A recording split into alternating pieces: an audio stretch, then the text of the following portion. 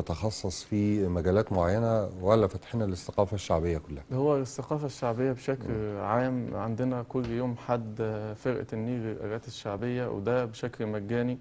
وكل ده يوم ميعاد ثابت كل يوم حد؟ الساعة 7، ويوم الجمعة للأراجوز وخيال الظل، وده برضه بشكل ايه مجاني. الفرق بين الاراجوز وخيال الظل؟ الخيال الظل اللي شفناه في التقرير اللي هو العروسة فلات، وبتوضع على شاشة بيلقى عليها الضوء من الخلف.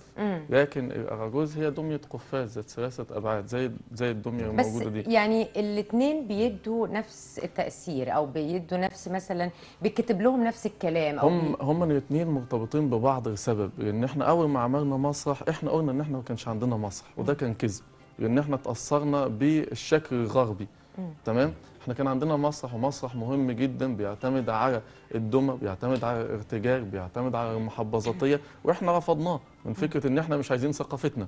واخده بال حضرتك؟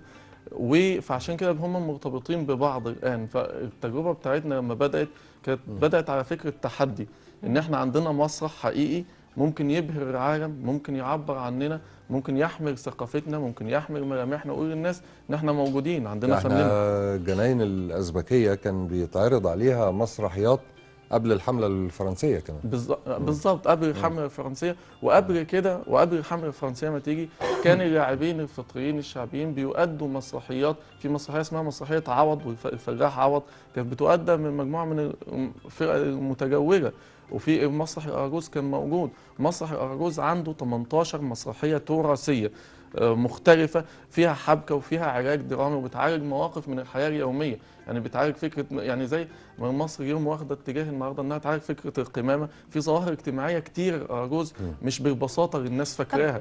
يعني دكتور، انا عايز اسال حضرتك سؤال، يعني ايه اللي ينقصنا ان احنا نرجع هذه الثقافة الشعبية زي ما كان ليها دور مهم جدا في المجتمع؟ بص، انا هقول لك اللي ينقصنا بصراحة، ورزقنا على الله. تمام. احنا المهتمين شغالين يدوي قدام مكن. انا شغال يدوي، انا بقالي 8 سنين تمام شغال بنتج، بننتج العروض. وزاره الثقافه تبنت المشروع من سنتين واحتضنت المشروع، بس الموضوع محتاج اكبر من كده، محتاج رؤوس اموال تراهن على المساله عشان نطور، عشان نبدا ننتج الدميه دي. نبيل بهجت مش هيقدر ينتج الدميه دي ويطرحها في السوق، ولا دور وزاره الثقافه. دور وزاره الثقافه انها تحتضن المشروع جوه احد البيوت الثقافيه، تفتح ورش، تطلع كوادر.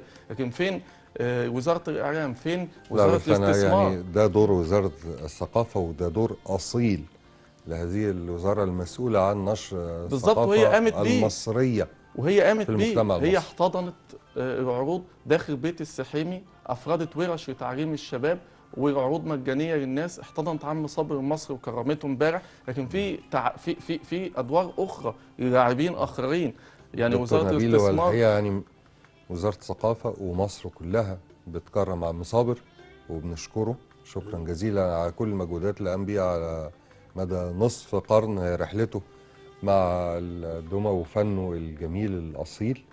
وبالتأكيد بنشكرك أنت كمان، ومستنيين منك الجديد، ومستنيين أن أنت تبتكر حلول للمشاكل اللي عنق الزجاجة إنجاز التعبير اللي بيمر بيه الفن الشعبي في مصر. احنا عندنا ان شاء الله ورشه اسمها خيال الظل، اول محاوله للسينما.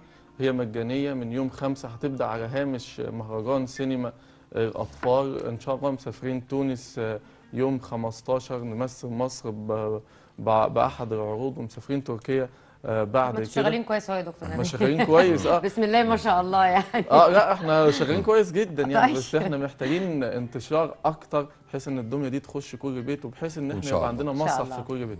مع عصر الكمبيوتر هنحاول، يعني اكيد في محاولات ان احنا ندخل هذه الدمى الى كل بيت مصري. اهلا بيك يا دكتور نبيل، شرفتنا. عم صابر نورتنا النهارده في صباح الخير. مشاهدينا الكرام، ما زالت فقرات صباح الخير متواليه معكم، ولكن الان مع استوديو الاخبار واخر الاخبار التي وردت الى ديسك الاخبار مع ايهاب صلاح.